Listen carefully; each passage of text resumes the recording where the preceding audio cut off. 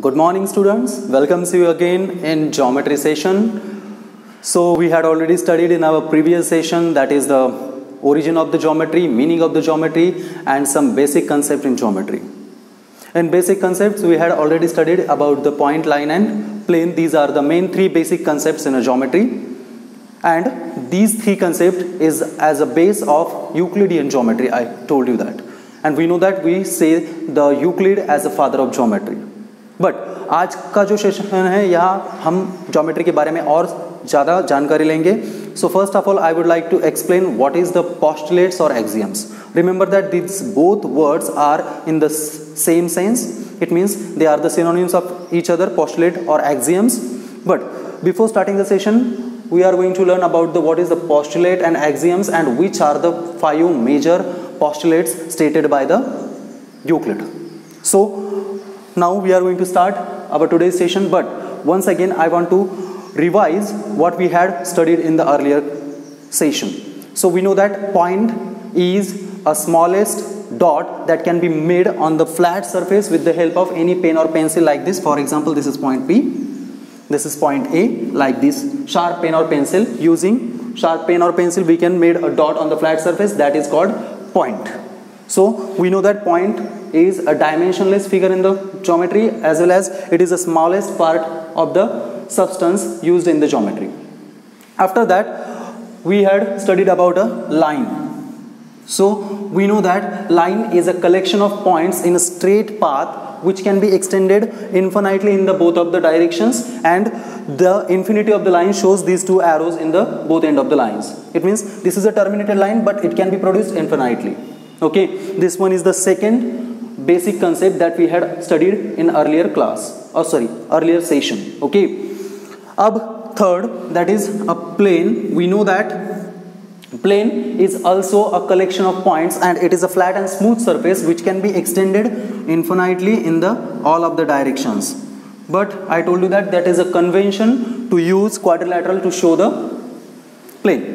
But in our today's session we are going to study about the some postulates or axioms stated by the Euclid, as well as the stated by the another mathematicians too. So in our today's session we are going to start with the postulates or axioms. Remember, these both words are in the same sense. Postulates means axioms and axioms means postulate. Now what is the definition of a postulate and which statements are called as a postulates? So remember, कौन से statement को हम postulate कहते हैं ये मैं बताने जा रहा हूँ. तो हम जिन स्टेटमेंट को हम डायरेक्टली यूनिवर्सल ट्रूथ के हिसाब से एक्सेप्ट करते हैं, it means the simple properties which we accept as true are known as postulates और एक्सियम्स. फॉर एग्जाम्पल, मैं आपको एक एग्जाम्पल देना चाहूँगा, और वो एग्जाम्पल ये है. For example, we all know that water doesn't have any colour. इसका मतलब ये है कि पानी को कोई भी कलर नहीं है. तो this is the universal truth and this statement is known as a postulate और an axiom. But after this, what is the main theme of this postulate, and what is the another statement in the geometry as stated? We know that the simple and obvious fact are called postulate or axioms, but the useful results derived from the postulates are known as the theorems. इसका मतलब ये होता है कि जो postulate के आधार पर simple properties हमें मिलती है या फिर हमें जो यूजफुल प्रॉपर्टीज मिलती है उसे हम थ्योरम्स कहते हैं. अब यहाँ पर ये सोचने वाली बात है कि पोस्टुलेट और एक्सियम्स में क्या फ़र्क है. तो फ़र्क ये है कि पोस्टुलेट जो होते हैं वो यूनिवर्सल ट्रूथ होते हैं, और थ्योरम्स जो होते हैं वो on the basis of the postulates और एनी प्रीवियस प्रॉपर्टीज होते हैं. कि जैसे कि मैंने आपको कहा था, ये यूनिवर्सल ट्रूथ है कि पानी को कोई कलर नहीं होता. बट अगर इसके बारे में अगर हम एक आध दूसरा थ्योरम बताने जाएंगे तो थ्योरम क्या होगा. For example, we know water doesn't have any colour, but the next statement is, on the basis of this concept water doesn't have any color, we can make different types of juices by using the water. अब ये है useful result derived from the postulate.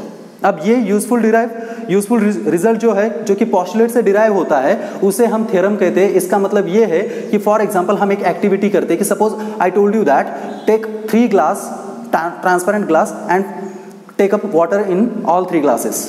अब आपको 3 glass में पानी लेना है। पानी लेने के बाद मैंने आपको कहा कि एक में ब्लू कलर डालिए, एक में रेड और एक में yellow.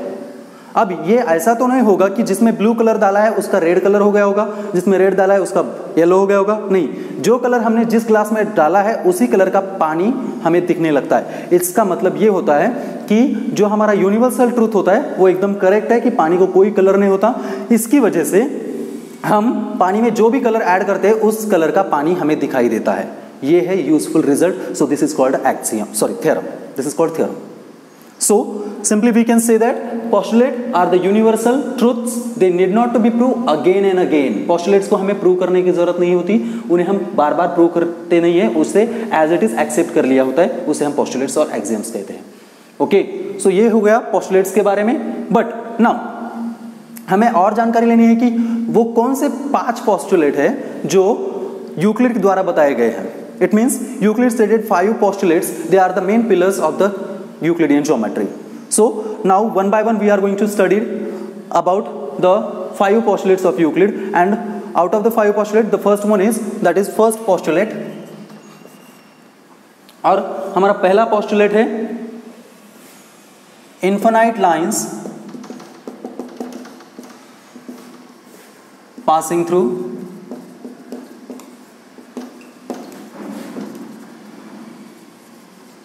given point। So this one is the first postulate stated by the Euclid। तो हम ये कह सकते हैं कि यूक्लिड का जो पहला postulate है वो है infinitely many lines passing through the given single point in a plane। इसका मतलब क्या होता है? For example, I told you I have a one point O on the flat surface, then how many lines can we draw passing through the same point O? So here we can observe, we can draw infinitely many lines passing through the same point. This is point O। It means suppose we drawn 4 lines। यहाँ पे हमने 4 line draw करे हैं, लेकिन ऐसे हम कितनी lines draw कर सकते हैं एक पॉइंट से पास होने वाले? infinitely many lines can be passing through the single point given in the plane। Okay, तो ये हुआ पहला postulate। अब दूसरा postulate है यूक्लिड का, वो है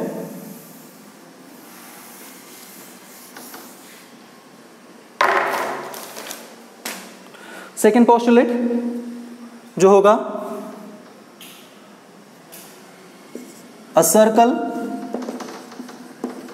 can be drawn with any center and any radius। What is the meaning of this one? अब ये सोचेंगे कि इसका मीनिंग क्या होगा। a circle can be drawn with any center and any radius। इसका मतलब ये होता है कि हम कोई भी पॉइंट एज अ सेंटर लेके और कोई भी लेंथ एज अ रेडियस लेके एक सर्कल ड्रॉ कर सकते हैं। For example, this is hour one circle with centre O and with radius P having the length x। ऐसा हम दूसरा भी सर्कल ड्रॉ कर सकते हैं। Now the second circle, that is circle with centre A and length of radius y, that is radius AB। ऐसे हम कितने सर्कल ड्रॉ करते हैं? कोई भी हम सर्कल ड्रॉ कर सकते हैं with any centre and any radius. So this is the second postulate stated by the Euclid. Now third one, third हमारा जो postulate है वो ये है, third postulate, there is only one line passing through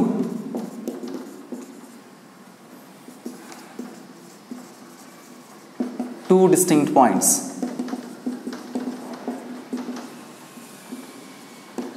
So it means, for example, I have 2 points on a plane, suppose point A and point B, then how many lines we can draw which are passing through the both of the points A and B।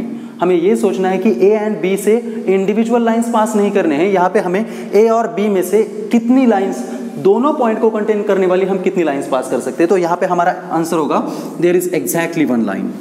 It means, for example, we have a line L। Line L is a only line which can contain the both of the distinct points A and B too. So ये हमारा तीसरा postulate है Euclid का, there is only one line passing through the two distinct points. Okay, next number 4, चौथा postulate हम देखेंगे. Number 4, all right angles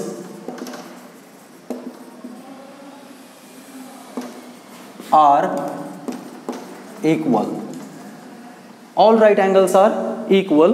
अब ये तो आपको समझ में आ गया होगा कि इसका आंसर बिल्कुल सीधा है, और सिंपल भी आपको समझ में आ गया कि all right angles are equal. It means क्यों सब राइट एंगल्स इक्वल होते हैं. तो यहाँ पे हमें मालूम है every right angle having a fix measure 90 degree. So this is a right angle first, this is second right angle, this is third right angle. They all right angles are equal in measure, so hence they are equal to each other. Okay, so this one is the fourth major postulate stated by the Euclid. ये Euclid का चौथा main postulate है. अब हम आखिरी और बहुत ही important postulate को देखेंगे, और वो पोस्टुलेट है पैरेलल लाइंस के बारे में. So what happen if I draw the two distinct lines. Suppose we have two distinct line L and line M. They are intersect each other at point O. So tell me, can we draw a single line which is parallel to the both line at the same time? तो हम ऐसी एक line draw कर सकते हैं क्या जो दोनों लाइन को, लाइन L और M को सेम टाइम पे पैरेलल हो. ऑब्वियसली इस फिगर को आप अगर आप गौर से देखें तो यहाँ पर हम देख सकते हैं कि दो लाइन एक दूसरे को इंटरसेक्ट होती है, लेकिन अगर हम लाइन M को पैरेलल लाइन ड्रॉ करते हैं, suppose line A is parallel to line M, then we know that when extending the side line L, it can be intersect the line A. इसका मतलब ये होता है कि जब हम लाइन M को पैरेलल लाइन ड्रॉ करेंगे तब वो लाइन L को इंटरसेक्ट होगी. अब दूसरी एक्टिविटी करते हैं कि suppose if we draw line B is parallel to the line L. Now अब यहां पे भी हम देख सकते हैं कि अगर line B is parallel to line L है तो वो एक्सटेंडेड लाइन M को इंटरसेक्ट होगी. इसका मतलब ये होता है कि if we have the two intersecting lines intersect in a single point, then there is a no line which is parallel to the both lines at the same time. This is the major postulate stated by Euclid. इसको हम दूसरी तरह से भी देख सकते हैं, दूसरी तरह से भी हम इसे एक्सप्लेन कर सकते हैं कि जैसे इफ, यहां पर हम ऐसे भी कह सकते हैं, suppose if we have the two lines in a same plane and there one transversal. Suppose line L and line M are coplanar lines and P is their transversal. Then we know that, for example, this is angle A, this is angle B, this is angle C, and this is angle D. Now दूसरा एक statement इसके बारे में ये है, if there are the two coplanar lines intersected by a transversal, then if the sum of two interior angles made by a transversal is less than 180 degree, then those lines are intersect each other when they are produced in that direction. इसका मतलब ये होता है कि अगर दो coplanar line को एक ट्रांसवर्सल इंटरसेक्ट करती है और उसकी वजह से जो दो इंटीरियर एंगल्स क्रिएट होते हैं, अगर उनकी सम a plus b is less than 180 degree होगी, तो वो लाइंस उसी डायरेक्शन में एक्सटेंड करने के बाद एक दूसरे को कहीं ना कहीं इंटरसेक्ट जरूर होगी. जैसे कि हम यहाँ पे देख सकते हैं, हम यहाँ पे देख सकते हैं कि if a plus b is less than 180 degree, then line L and M are intersect each other anywhere or maybe at any point.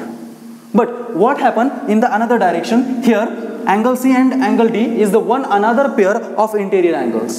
So in these two angles we can say that C plus D now is greater than 180 degree. और अगर इन दो lines को हम यहाँ पे extend करेंगे तो अब ये दोनों लाइंस एक दूसरे से दूर दूर जाती दिखाई देगी, ये दूसरे को इंटरसेक्ट नहीं होगी another side of the transversal, but they are intersect each other at any point where on the side the sum of two interior angles is less than 180 degree. ये मेजर पोस्टुलेट है और इस postulate की वजह से बहुत ज़्यादा controversy create हुई थी मैथमेटिशियंस के दिमाग में, और बहुत सारे मैथमेटिशियंस ने इसको एज अ थ्योरम प्रूव करने की कोशिश करी थी, but they all failed in their tries, वो आप पूरे जो उनके ट्राई है वो फेल हो गए, और बट उसका एक यूजफुल कंक्लूजन ये निकला कि इस पोस्टुलेट को प्रूव करते करते उनको कई अनदर एक्सियम्स और पोस्टुलेट उनको मिले, कुछ दूसरे पोस्टुलेट वो डिराइव कर सके by solving this fifth postulate of Euclid as a theorem, but the all try are failed, पूरे ट्राई फेल हुए इस पोस्टुलेट को प्रूव करने में। तो हम इसको एक स्टेटमेंट में ऐसा लिख सकते हैं, इसको हम अलग अलग स्टेटमेंट में अलग अलग तरीके से रिप्रेजेंट कर सकते हैं, लेकिन मैं आपको सिंपल एक मेथड बता दूंगा। If two lines intersect each other, then there is no line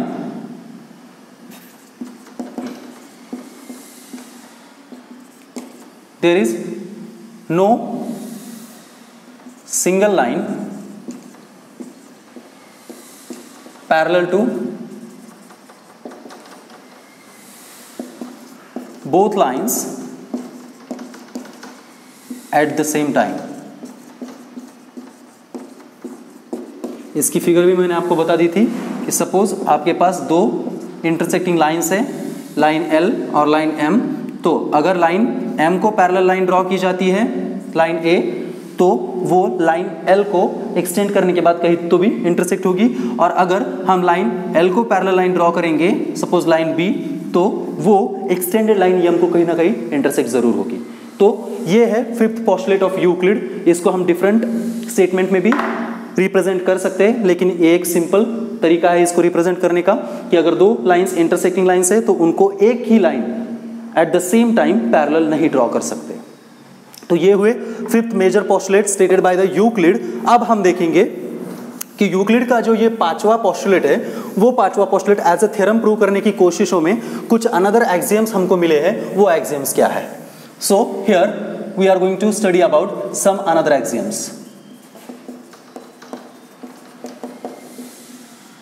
सो इसमें हम फर्स्ट एक्सियम देखेंगे, और वो फर्स्ट एक्सियम ये है, a straight line can be a straight line drawn from any point to any another point।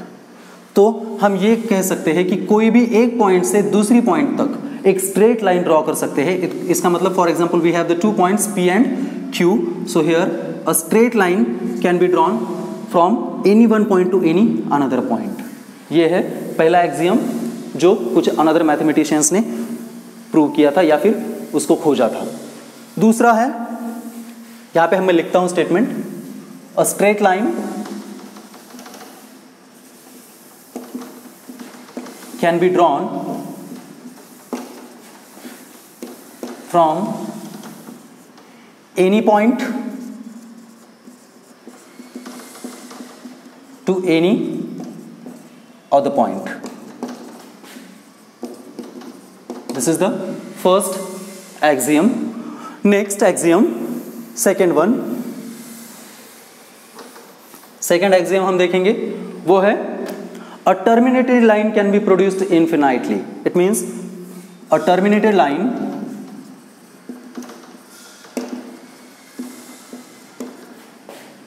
can be produced infinitely। A terminated line can be produced infinitely। तो इसका मतलब क्या होता है कि for example I have a line L, तो हमारे पास एक लाइन L है, but this line is a terminated line. बट यहाँ पे हम ये बात सोचने वाले हैं कि line is never be a terminated. We know that line is a path of points which can be extended infinitely in the both of the direction, but according to our board or according to our facility we drawn this line as much as small। तो हमने यहाँ पे इसको जितना हो सके उतना छोटा ड्रॉ किया है, लेकिन इसका मतलब ये कभी नहीं होता है कि ये लाइन इतनी है। मैंने आपको पहले भी बताया था कि ये जो दो एंड के एरोज है ये शो करते हैं this is the infinity of line. इसका मतलब a terminated line can be extended infinitely in the both of the direction. हमें इसे जितना चाहे उतना एक्सटेंड कर सकते हैं दोनों डायरेक्शंस में. This is the second axiom. Now the third axiom is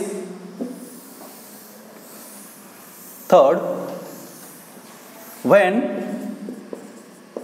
two lines intersect each other,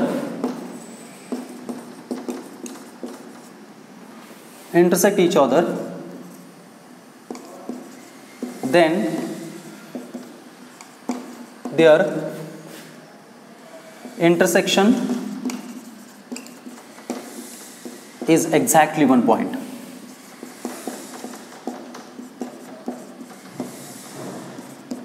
तो यहां पर तीसरा एक्सियम है कि अगर if two lines are intersect each other, it means for example we have the two lines, line x, line y are the two lines intersect each other at point A. तो हम यहाँ पे सोच सकते हैं कि अगर दो डिफरेंट लाइन्स एक दूसरे को इंटरसेक्ट करती है तो उनमें कॉमन पॉइंट्स कितने होंगे. There is exactly one and only one point is common between the both of the lines. यहाँ पर एक बात आपको नोटिस करनी है, one and only one, showing that the uniqueness of the intersection of the two lines. Okay, so this is the our third axiom. Number 4, next axiom.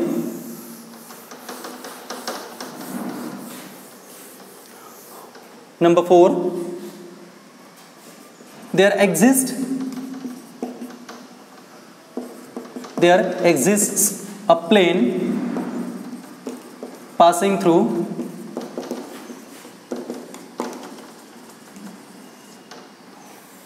three non-collinear points.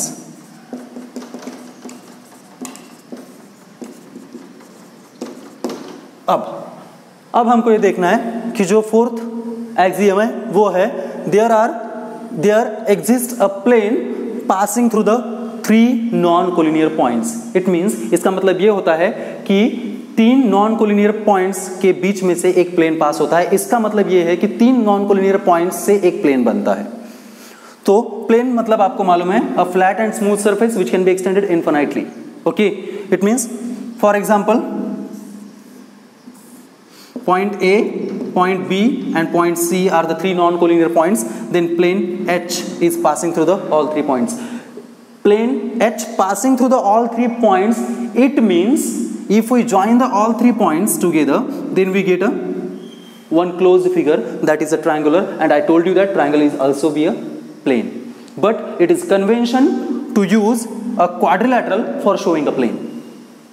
हमारे पास एक कन्वेंशन है, ये प्रघात है कि हम प्लेन शो करने के लिए हमेशा एक क्वाड्रिलेटरल यूज करते हैं. बस इसका मतलब ऐसा नहीं कि हम ट्रायंगल को यूज नहीं कर सकते एज अ प्लेन. तो कम से कम एक प्लेन पास होने के लिए हमारे पास तीन नॉन कोलिनियर पॉइंट्स होना जरूरी है. अब अगला जो हमारा पोस्टुलेट है वो है there exist a plane passing through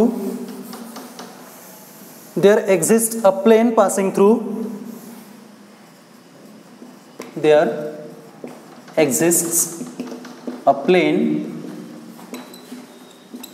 passing through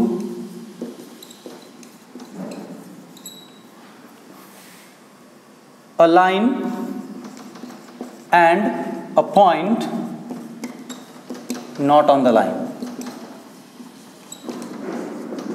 अब दूसरा एक कंसेप्ट है कि if suppose we have a line and a point not on the line. Suppose we have a line L and point A which is not lie on the line L, then there exists a plane. इसका मतलब इनमें से भी एक plane पास होता है, suppose plane P.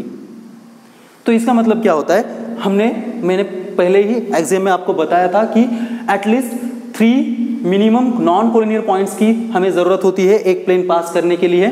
तो यहाँ पे हम देख सकते हैं कि इस लाइन L पे अगर हम कोई भी पॉइंट दो ले कि suppose point B and point C, and इन दोनों को हम with respect to the point A देखें तो यहाँ पे हमें 3 नॉन कोलिनियर पॉइंट्स दिखेंगे. और according to our previous axiom we can state there exists a plane passing through the 3 non-collinear points. It means there exists a plane exactly passing through a line and a point which is not lie on the line. So this one is the fifth postulate. Number 6,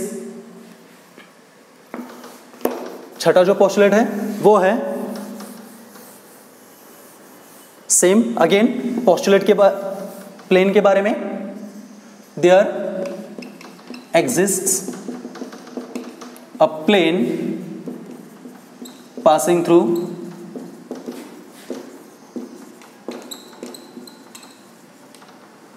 two intersecting lines.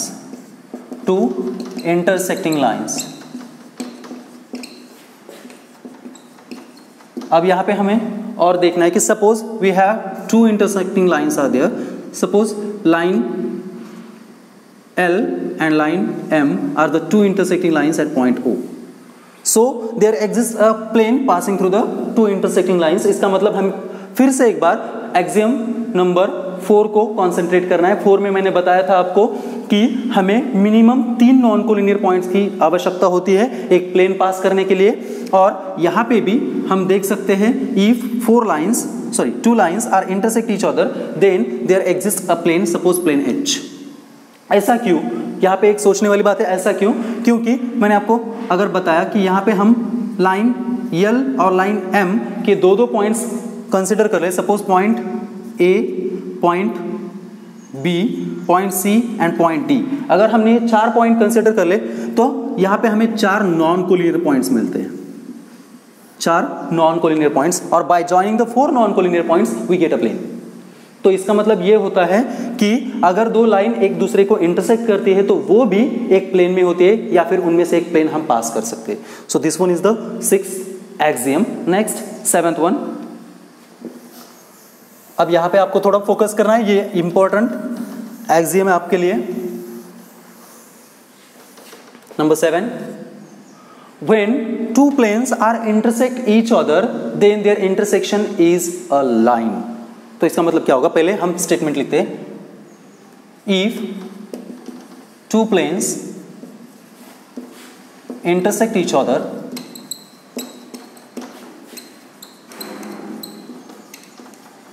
then their intersection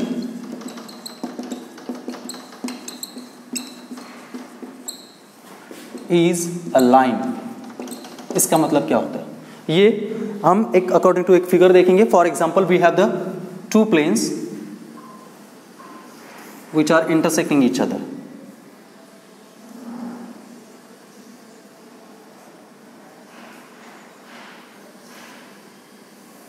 Suppose I have a plane A and plane B. These are the 2 planes and these 2 planes are intersect each other and their intersection is a straight line L. It means, for example, if we consider that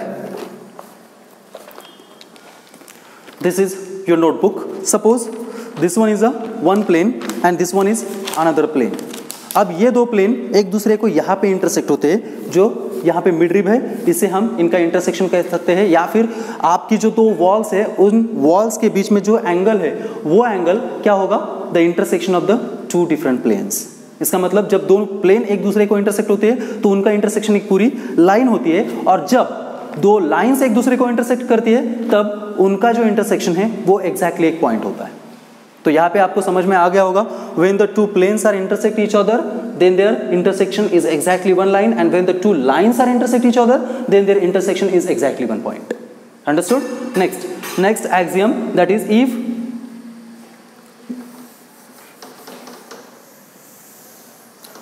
axiom number 8, if a line intersects a plane but not lie on the plane,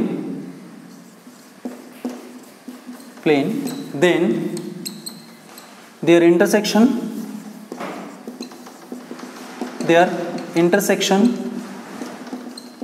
is exactly a point.